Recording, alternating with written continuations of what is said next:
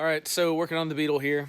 Um, we are right now working on the carburetor, trying to get this thing running right, and having to do quite a bit of adjustment to it to get it just to settle in. But we've gotten it all hooked up to the chassis, as you've seen here. I went for the Optima red top battery, and man, that thing it turns it over no problem. I went with that one because of it's a side post. Don't have to worry about shorting it out because of the it's going to be up under the rear seat. And so plenty of power there. As you can see, we've got everything bolted up.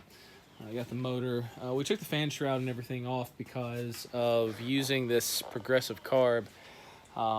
It's very difficult to get to the adjustments, and so we wanted to get it adjusted first, and then we'll go on with the fan shroud as you see here.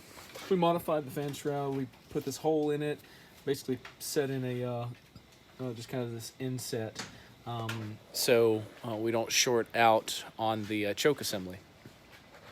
So as you can see here, we kind of got it stripped down to the bare minimum for cranking it. We've got a switch over here. One of the wires is run straight to the positive side of the battery. Another one is ran over here to the solenoid, as you can see. And then a final one is ran up here to the coil. And then this cable here goes to the choke assembly. We've got kind of a makeshift gas tank here, got our filter plugged in, and right now it's pinched off since we've got the carburetor off. But a couple of things to point out that were really nerve-wracking for a while. Once we cranked it up, you're going to have some smoke, some things settling in and everything. And you want to check for leaks and strange noises. And so we were checking for leaks. We had a couple on the underside of the case where the oil plate on the bottom wasn't everything wasn't all the way tight on it. So we had a little bit of leak there. And then we had this really massive noise, and one of the reasons why we came off with a fan shroud is here on the left side of the engine. We had just this massive whining sound that at times when the engine was kind of low idle, it would go away, but once you start cranking it up, it would just start squealing. It was just this real loud shriek. It sounded like metal against metal. And we went through all the tin here and held down the tin. We couldn't find it.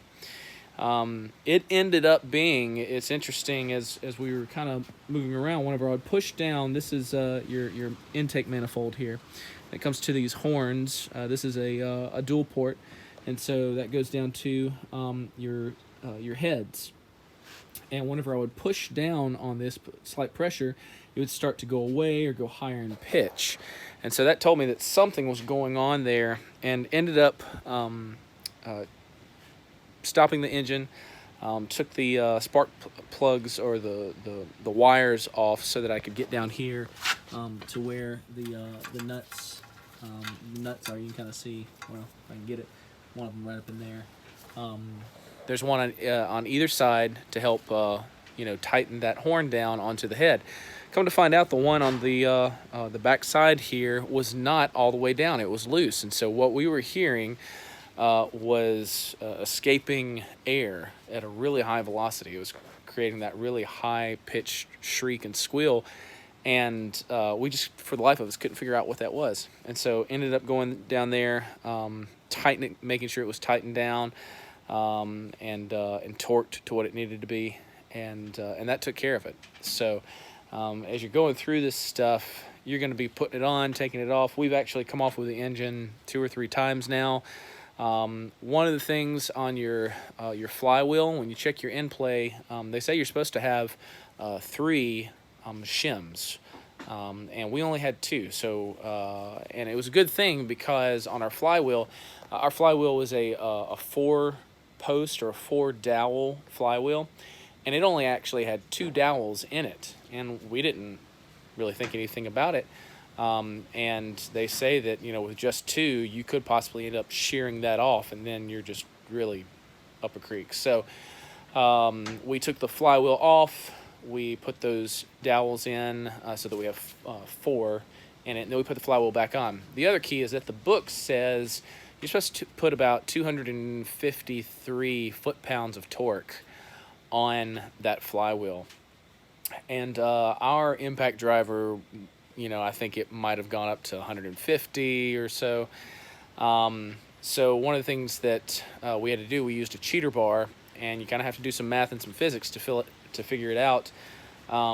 But our local guy, he was suggesting that we go up to like 400 foot-pounds of torque, mainly because we have an oversized cam.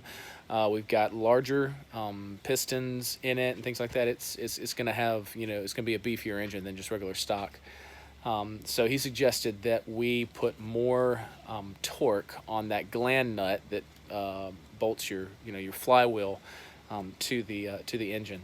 And so we had we've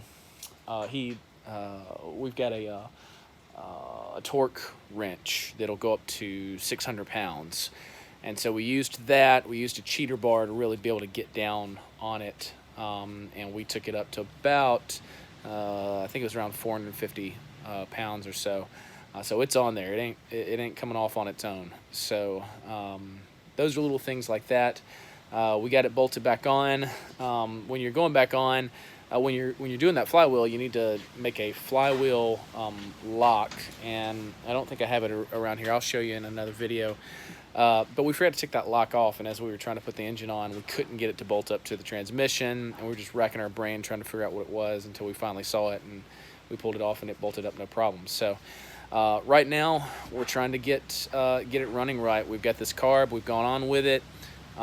It's running. It's just not running where it needs to be, and we've made all the adjustments. So right now we're working on that, fine-tuning it. But those are just some little tips. Maybe it'll help some of you guys that are working on this if you're doing a 72 Super Beetle.